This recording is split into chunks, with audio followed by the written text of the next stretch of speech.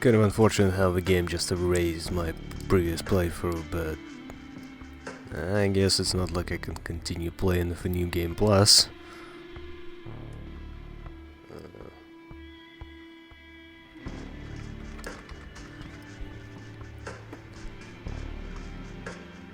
Anyway, I'm still curious what the differences are between playthroughs.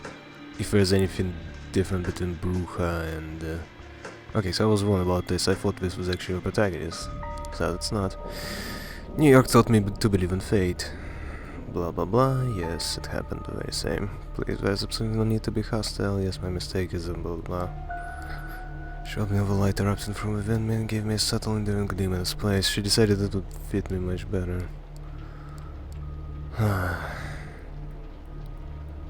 Honestly, after playing the whole game, I'm still not sure what exactly is this about. Cause, first of all, who is that guy? Second of all, who is he talking about?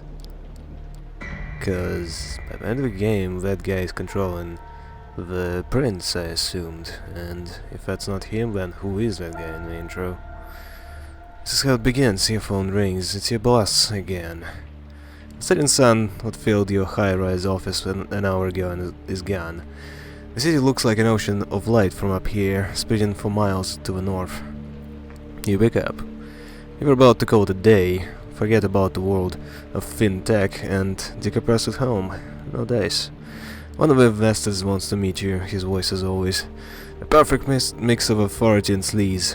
He'll come by your office in an hour. You look at the clock, an hour? He's got to be kidding. Yeah, I know, but stick around. He's a heavyweight. You'll want to make a good impression. Fine, you greet your tiff a little. The boss hangs up. 2 hours. Might as well pour an hour coffee into yourself and figure out how to best use this to your advantage. You suspect everyone knows what no, you're actually not happy with your current position, but in fact you feel squished against the glass ceiling that comes with the territory. Sure, your idiot superior might have gotten you the job only because he's the CEO's golfing buddy, but you're going to put an unholy amount of work into your advancement. Times where you'd laugh off the idea of staying at the office until 9 PM. You had a partner to go home to, a nightly Netflix and chill ritual to perform, complete with pizza and Chinese takeout. Cheese Chinese. Ever since you moved up the ladder though, your hours have only gotten longer. Food? Mostly the company cafeteria. Sometimes takeout, always in a rush. You praise the heavens for your crazy metabolism and dread the day it finally decides to give up. Oh, I envy you. Mine caught up with me years ago. Rest? At this point, the cleaning lady who takes care of your partner probably spends more time in your bedroom than you do. You flash back to your boss quoting Shakespeare to impress his new, extremely attractive and uncomfortably young secretary. For some must watch while some must sleep, so runs the world away. Drinks? Mostly with colleagues, and well, they all pretty much hate you at this point. Now a flashback this time to the most profitable quarter at the company's history. Still, the board decides what layoffs were in order. Your boss didn't feel like letting people know in person, so he passed that privilege on to you. Gotta hand it to him, he always knew how to pick his battles. But maybe, just maybe, tonight is the night it's all going to change. Decide to play the good angle. Nothing too slutty, you leave your blouse slightly unbuttoned, check if your ass looks as good as you remembered in your pencil skirt. Mirror said yes. It's not something you're proud of, but you've become too jaded to care. Knowing your luck, the investor is going to be one of two types. A self-obsessed Musk wannabe in his 20s, or a fat old pervert drenched in cologne. You hear the elevator ding. Time to get the show on the road. You take one final look in the mirror and fix your hair as the footsteps echo across the empty hallway. The man who approaches your office is not what you expected. He's slick, to be sure, but he seems to be a bit more refined than your usual company man. Expensive suit, matching tie, and shirt, confident in his stride, surprisingly good looking. Wow, you look damn creepy. It's like you're gonna eat my soul with your stare. Good evening. I hope this unforeseen visit isn't too much of an inconvenience. God, that voice. You're taken aback by how smooth and strong it is. His eyes, still blue, cold, intense. He's all business, professional, treats you in a manner that's appropriate to your stature. When he speaks, he looks He actually looks you in the eye and not at your cleavage. He asks some question about your work, tells you how he noticed your input after talking to a CEO, another girlfriend buddy, and comes charmingly close to calling your boss an incompetent doofus. All the while you try to guess his accent but can't quite place it. European, sure, but where from? I know I've kept you long enough, but would you indulge me and join me for a drink? Of course, for a minute there it seemed like he wasn't that kind of guy. But what the hell, you go with it. He seems nice enough. Besides, it's not like you have our plans. Ernesto has a limo waiting downstairs and a driver takes you to a high-end restaurant in Williamsburg. A seat is waiting for you in the deluxe lounge. It's just the two of you. You talk about this and that. Your companion seems to have a knack for history. So tell me, what would you do if you had full control of the company? You almost choke on your wine. This is your chance. You say what's been on your mind for months, but hide it behind a veneer of professional corpobabble. You focus in, listening to your instincts for once, restructuring, kicking out your boss, aggressively pursuing new markets, getting the hell away from all these horrible people. He likes the sound of that. He leans forward, his eyes flash with intensity and something else, a strange emotion that wasn't there before. You'll do just fine. His words echo inside your head as you black out. You wake up, God only knows how much later. As you try to piece together what happened, you hear a familiar voice. The investor, or whoever the hell he is talking to someone. You suddenly recall snippets, fragmented memories, his sapphire eyes intently locked with yours, his teeth suddenly longer and sharper. And something else, a feeling on your neck that takes you back to your last orgasm, a company trip to floor in a sweaty room, a cutie from HR who doesn't work there anymore, and then darkness. Yes, I'm done here. Consider my debt paid. Ernesto pushes the other figure aside and walks away from the lounge, barely bothering to look at you, the door locked behind him. Some time passes before you find the strength to get up from the couch. You touch your lips. Blood. Did that asshole hit you? You try to stand up, but your head is pounded and your stomach is like a heavy knot, pulling you down. You didn't have that much to drink, you must have spiked your wine. This is bad. You frantically check your clothes. Pristine. Doesn't make any sense. All of a sudden, a feeling hits you unlike anything else you've felt before. You fall to the floor, driven in an all-encompassing pain and hunger. The kind that makes your insides burn, but cannot be denied. You try to calm yourself down with a breathing exercise where I taught you at some bullshit mindfulness course.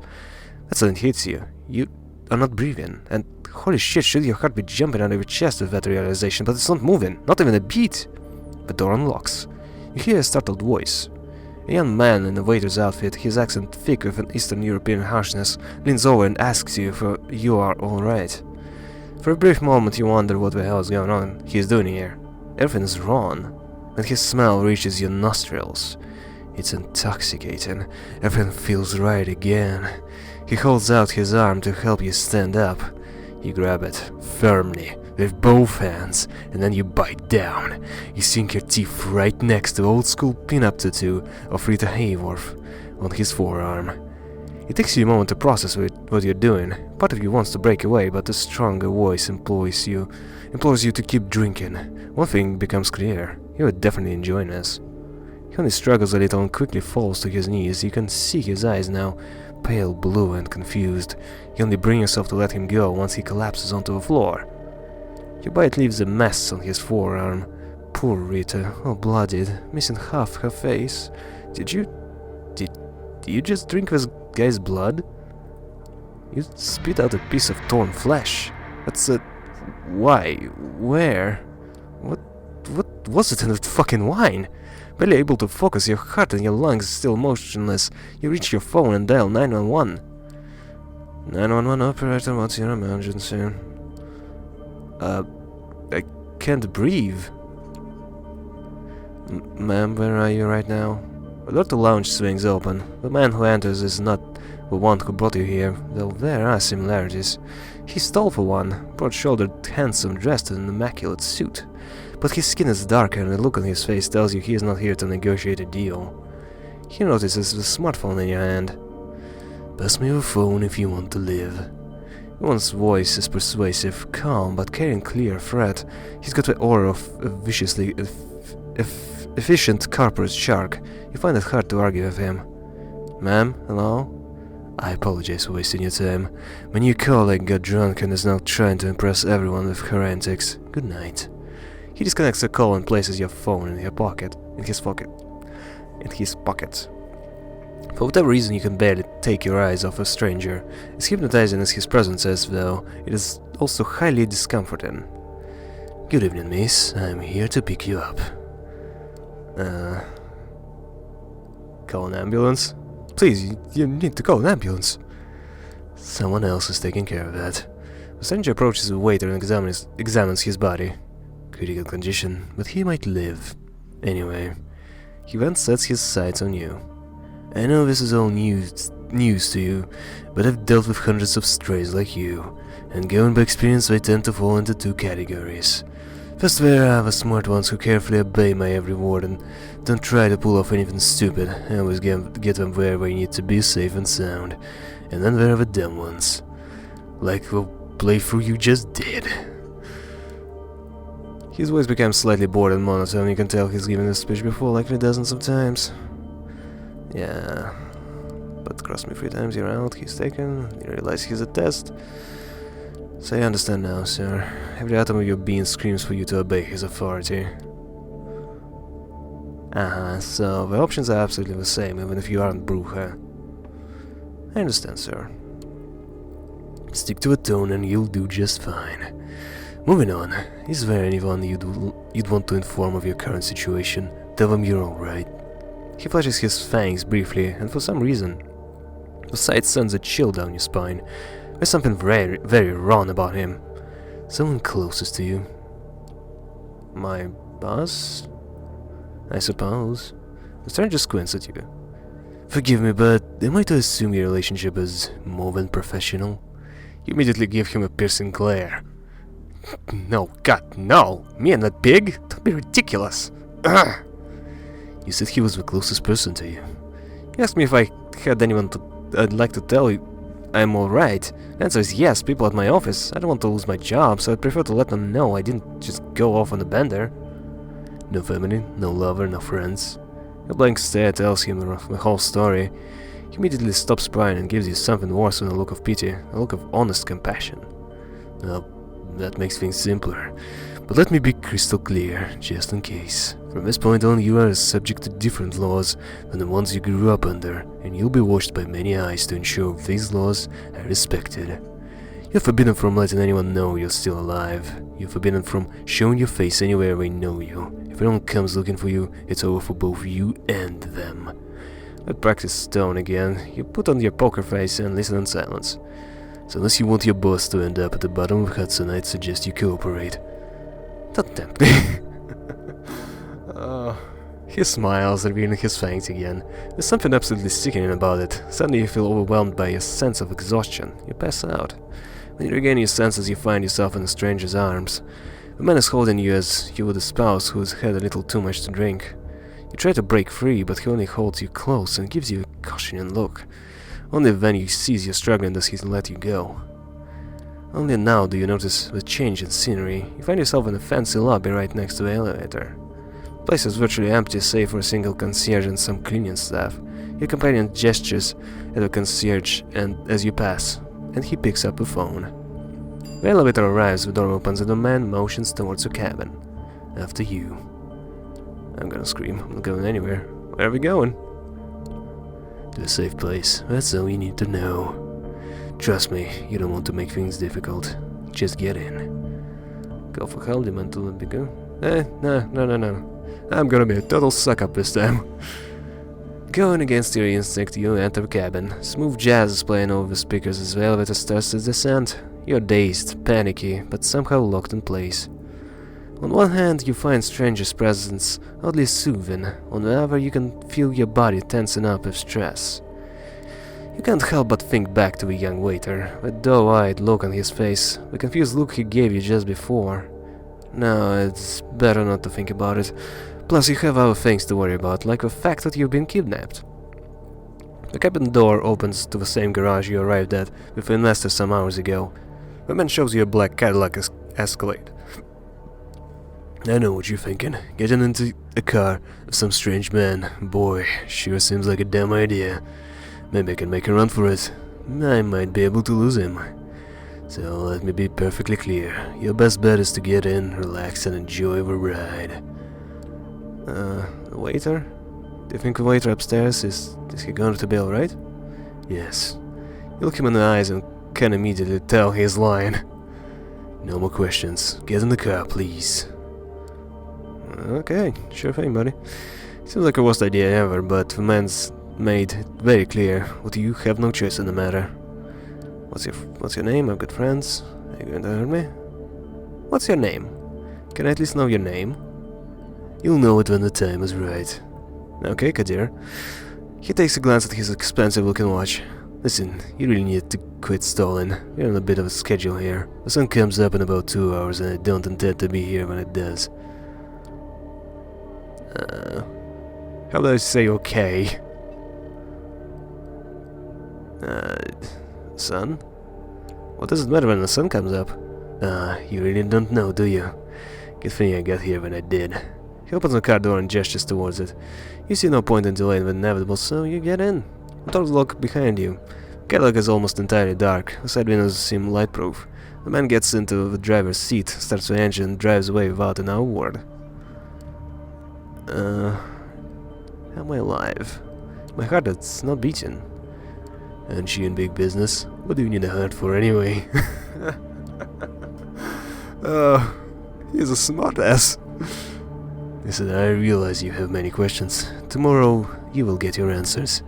But tonight, you need to do what I say, and right now I need some quiet, please. You feel too confused to protest. You stay silent for the rest of the ride, even as more questions bubble up to the surface. One of them being, did you actually kill someone tonight? Staying out of the window, you find it hard to focus on... Staring out of the window, you find it hard to focus and quickly lose track of where you're headed. You can only tell that you haven't left Manhattan. You have underground parking, almost featureless, empty. A car stops and the man opens the door for you. You're here. The stranger walks to a nearby door. He opens it and motions at you to get in. Go on in, make yourself comfortable. If you get hungry, again, take a look in the fridge. I'll pick you up tomorrow and you'll get your answers. Behind the door is a small room, no windows, just a simple bed and a single light bulb hanging from a ceiling. A small fridge is humming away in the corner, accompanied by a rattling AC in the wall. Where are you going? I have to make some arrangements for tomorrow, of course. Look, this room is the best chance of seeing another night. I realize you've been put in a problematic situation and it's not entirely your fault. Cooperate and you might still make it. You will learn more tomorrow, but for the time being, get in and get cozy. He gestures inside the room. Step into the room. You step inside. Stranger nods. Good night. He locks the door behind you. It looks very sturdy. You open the fridge. There's a single plastic bag there, filled with red liquid. No label. Tomato soup? You feel sick to your stomach. Best to leave it for now. Gotta have some tomato soup. You lie down on the bed. It's a simple mattress on a metal frame. At least it's not too filthy. You think back to how this evening began. This investor, is he friends with a dark-skinned stranger who picked you up from a restaurant? What happens now? Able to relax, you spend an hour or so playing out various scenarios in your head. Eventually you decide to give in and let exhaustion take over. Whenever tomorrow brings, you'd rather face it well rested. Plus there's no way in hell your boss isn't going to notice your absence tomorrow. That and maybe some restaurant staff will feel a pang of conscience. Someone will notify the police, someone will find you, right? You flash back to the waitress that too. Bloody Rita Hayworth winking at you over a pale mass of a wound. You did this, you beat him, drank his blood, and it tasted good. What if you can never go home again? You're so tired, your entire body tenses up one last time and before you know it, you drift away into oblivion. You wake up. That in itself is a surprise, you barely remember when you drifted off. It didn't feel quite like sleep, more like plummeting into an endless void. Imagine that's how death feels like. The room was unchanged, the lamp was still on, the AC is still rattling, the refrigerator is still humming. You take a look at your watch, it's almost 9 PM. You've slept for 17 hours straight. Maybe you died. Your breath is gone and you feel no thumping in your chest. Does it qualify as dead if you're still conscious? You're not quite sure about that, but you are certain about one thing. You are hungry. It's not your stomach rumbling, well. It's a need that starts somewhere in your abdomen and spreads to your chest, throat, and the back of the head. You open the fridge. The bag is still there. You take a closer look at it. If it is soup, then its color and textures are off. You pull the cork out, take a whiff. You recognize the smell immediately. Holy shit. There's no mistaking it. It's bagged blood. The smell is faint, and you remember some situations in the past where you found it nauseating, but now it's almost... No, not almost. It is enticing. Drink of blood. It feels wrong, but right now there's barely anything in your life that doesn't. To hell with it. You pour a bit of the liquid into your mouth. It tastes like shit. It's coppery, thick, and clings to your tongue and the inside of your mouth like a film of dirt. You swallow it hard regardless. The taste is foul, but somehow you kind of want more of it. As you take a second sip, sucking the blood out of the bag, you feel something pull on your insides. You double over. You go into barf. You instinctively cover your mouth, looking for a place to vomit, before you find a dark red wave washes over your hand and fingers. It hits the floor, splattering in huge, thick drops. You keep heaving for a moment longer, nothing is coming out. Not blood, not bile, not even spit. But still something in your body wants to push it out. Push it all out, every last drop. As you recover, trying to wipe droplets of regurgitated blood from your dress, you hear the lock click and see the door open. Standing there is a well-dressed stranger you met yesterday.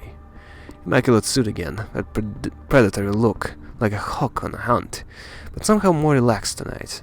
So like a tamed hawk, maybe.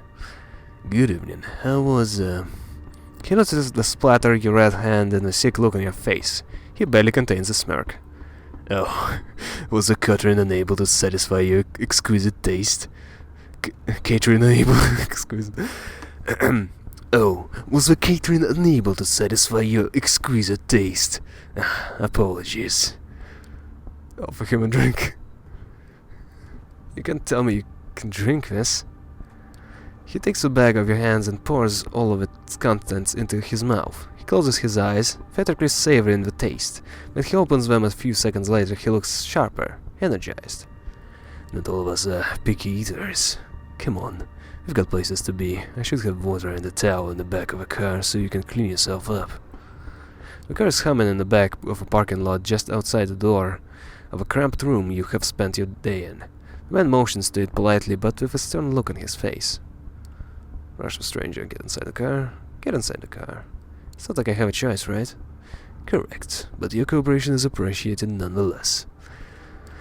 You take a back seat again. The doors lock. The stranger takes the wheel and starts the car. You drive in silence for a while. From time to time, you keep trying to catch glimpses of familiar streets or landmarks through the blackened windows, but it's of little use. The car is also soundproofed, so all you can hear is a bit of traffic humming and the car engine. The driver doesn't say anything and seems focused on the road. You check the door handle. Yeah, the door is locked alright. The piece of dark glass separating you and the front of the car looks sturdy too. There's nothing left to do but wait. You didn't have time to think about it before, but you realize now what... You're hungry. No, not exactly. It's not a rumbling stomach that grabs your attention. It's a need that starts somewhere in your abdomen again. As you try to extract some information out of the man behind the wheel, but you realize that you'd prefer to bask in the afterglow of your last meal. You wouldn't have expected it, but you spend the rest of the trip lost in your thoughts. All of them concern blood. It takes you another 20 or so minutes to get you to your destination. As the door opens, you try to get your bearings. You're still in New York, that much is certain. Queens, maybe. After me, no sudden movements, please. You approach a nice-looking building that houses a two-story gallery called the Art Hall. Two large men in suits flank the door on both sides, and they give your companion a nod as you approach. Prompted by a stranger guiding you, you walk inside. The gallery is full, which is unusual at this hours, to say the least. About 24 faces fill the showroom, and a number of waiters navigate the gathering serving drinks. All of them are beneath guests' attention. Visitors are well dressed for the most part, but it's unclear what they have gathered here for. Nobody seems to be particularly interested in the art pieces on the walls, and the atmosphere is polite, unnaturally so. Many guests turn to look at you and the stranger who brought you here. My glances are varied. You see open contempt on a few faces, animated interest on others. Most of the eyes in the room are calmly observing you, as if wishing to appraise your worth. This reminds you of your company meetings. You, the only woman in the room, silently judged not on her merits, but her standing on the list, passed in the clandestine email threads between your male co-workers, until HR found out, that is. Not the most pleasant experience, but there is no denying it taught you resilience. When others would cover, you now straighten up. When others would turn their gaze, you meet the eyes of the gallery guests with confidence. Good evening, Kadir, and to you, child. The noble cold voice takes you out of your head and back to the situation at hand. The gallery, crowd of strangers, you being brought here against your will. For what purpose? The room awaits your response. Good evening, miss. You are addressing the Prince of New York, Helen Panhard, child of Mikhail. Thank you, my sheriff, but I am capable of introducing myself. She's somewhat plain-looking and doesn't seem to possess a great deal of charm, but still the entire room is intently focused on her voice.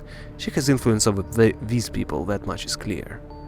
You may address me as Prince, child. I realize your introduction into unlife was abrupt, and I understand your sire left shortly after. The rules of our society dictate I punish you both for this transgression. A murmur, of agreement maybe, can be heard from a gathered audience, but I am willing to listen to what our loyal sheriff has to say about the circumstances of your embrace first. Remain silent. You said it's best to stay silent and listen to the whole situation unfold. It feels like you're out of your depth here. Shall we begin? You're about to be judged by the court of New York City. Kadir, please tell us how you found this fledgling and what happened on your way here. Court? Prince? Is this some kind of secret society make-believe? Trusted informant who has chosen to remain anonymous at this time tipped me off about a suspicious kindred appearing in one of our domains. Upon investigating I found them gone, but this fledgling remained in their place. A reservation made in the private lounge of a patrician suggests this one's sire had plenty of resources to spend, however they are apparently also well connected. I lost track of them. Despite some reservations, she offered little resistance last night and cooperated on our way to the safe house. I was pleased not to have to force her compliance.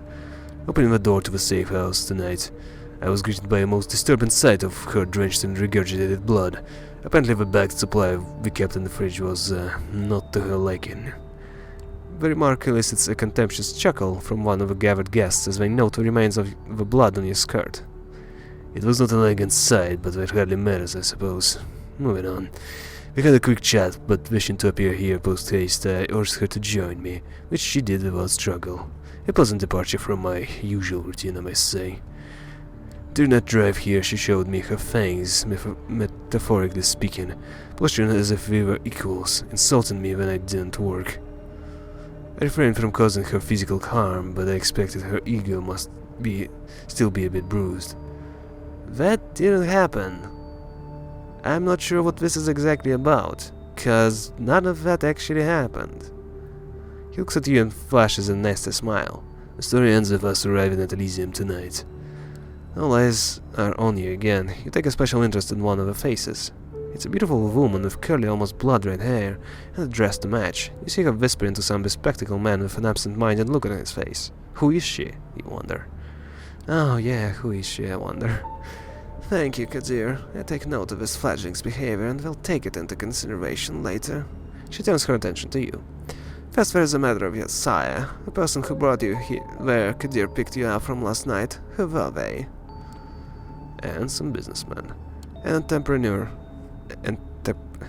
Such a difficult word. Acquaintance of my boss, I think. Good-looking, pale blue eyes and some grey in his hair. Charming, abusive, cold son of a bitch. You feel tired and angry. This whole situation spending a day in some underground parking lot, having to bear the looks of a room full of strangers. It's almost too much to take in stride. There's no reason you should take it all in stride, but you do, because if there's one thing your professional career has taught you, it's that. And all because of that asshole. Whoever he was, he never even gave you a name or a card. Nothing. Well, Kadir, does that sound familiar? No, it does not, or at least not familiar enough. I will continue the search after we're done here. He talked to somebody at a restaurant. before he left. I can't remember what he said, but he wasn't alone. Maybe that's a lead you can follow. Did he now? That is interesting. I do hope a proprietor won't stay mad at us for losing one of his staff. It's almost like he knows the waiter's fate is still bothering you and takes pleasure in pointing it out. What a dick. Thank you for that observation. I will investigate it later. What shall I do with a fledgling, my prince? What is your recommendation, my sheriff? The traditions are clear. Thou shalt only sire now with the permission of thine elder. If thou createst another without thine elder's leave, both thou and thy progeny shall be slain. I am ready to fulfill my duty. Stay your hand for a moment longer, Kadir. I wish to consult my counsel on this. Make sure everyone is in agreement. Of course. He seems strangely relieved.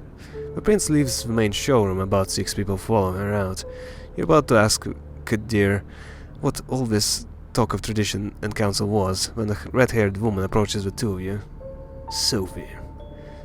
Sheriff, I was wondering if I could have a word with the fledgling. What for? She lowers her voice in response. Come now, Kadir, we all know what the verdict is going to be.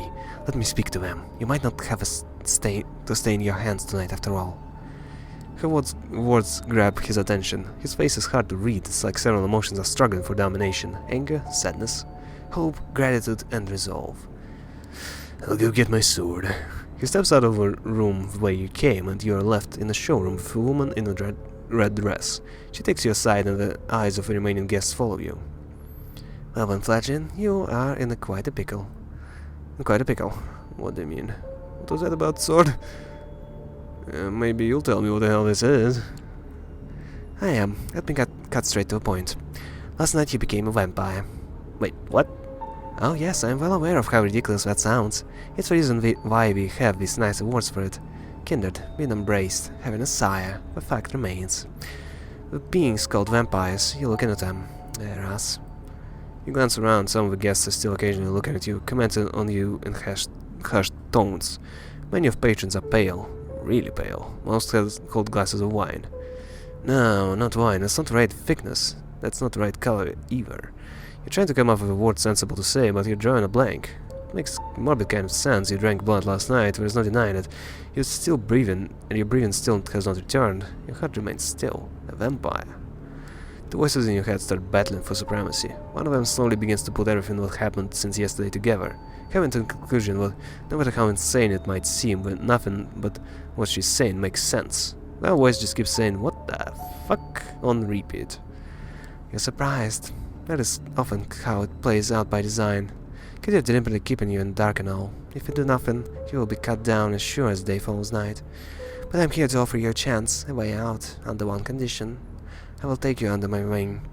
If you're lucky, the prince will be in a good mood tonight, and Kadir complains about your behavior won't influence her judgment. That society values docility. I didn't do anything to piss him off, though. She might agree to this, but only if you swear fealty to me. I'm not making this offer lightly. As your patron, I will take responsibility for you. Your actions will reflect on me. If I reflect negatively, well, I will make sure you face the consequences. How will you convince the prince? You say the prince might have plans for me? What will you offer to convince her? You'll see it for yourself, hopefully. Know this. There are certain traditions and a history of our society in this city what I can tap into. My word might not carry that much weight, but it is not easily ignored either. Steps and hushed voices can be heard from a side room. It seems the prince and her council are returning to the showroom. Kadir appears from downstairs as well and starts walking toward you. When you hear the verdict, ask to be spared. I will intervene. Remember my condition. She flashes a heart-melting smile towards Kadir, who does not smile back. And I take a sip of my tea. The sheriff's immaculate suit is now complemented by a curved, oriental-looking metal scabbard, fastened with a colorful sash around his waist. It would look vaguely ridiculous if it wasn't surprisingly intimidating first and foremost. Kadir takes his place next to you and observes as the prince takes center stage again. Oh, kindred of a New York City Camarilla gathered here tonight. I have my decision regarding this fledgling. Their behavior since being embraced has been disagreeable, and that does not bode well for them becoming a valuable member of our society. That's a lie. You're all keenly aware that these nights we need to close our ranks and trust the wisdom of our elders and their traditions more than ever before. As a trusted sheriff pointed out, there can be only one course of action. Although I acknowledge some of my council's divergent opinion on this. She takes a look specifically at one of the people who left the room before. A somewhat plainly dressed, shy-looking man, whose skin has a somewhat healthier tone. He bows his head in deference. I hold the final authority over this fledgling's fate, and I declare what, while their embrace might be the sire's responsibility in their absence, it is their progeny what shall be punished. The sentence is final death, to be resolved presently. Kadir. Hear a scraping sound and see that the sheriff has unsheathed his curved sword. It is a beautifully detailed blade which you expect must be worth a small fortune. Its apparent sharpness makes you freeze up. Toads, bottom of a nymph. His quiet mumble is audible to nobody but you. As his eyes meet yours, you note just a hint of sadness in his countenance, one that quickly vanishes to give way to grim determination. And he's out to bed. You will not get another chance to speak up. What if I do that? No, seriously, what if I do that? I'm here to check our playthrough. I might as well try it. You meet a red-haired woman's gaze. She's looking at you expectantly. You sink into despair. You are dead. She confirmed as much, and now you expect it to become a slave? Your life is over. That's all there is to it. Whatever this nightmare is, it's time for it to end. Maybe it's all just a bad dream, waiting for you to wake up. The blade slashes through your neck in a single clean cut. There's no stirring from this uneasy sleep, just an endless void of nothingness. An endless void of nothingness.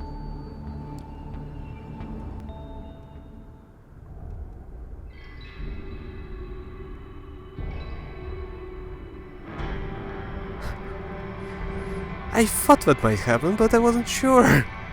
Still, I guess they made a special animation for that. Yeah, that's an interesting thing.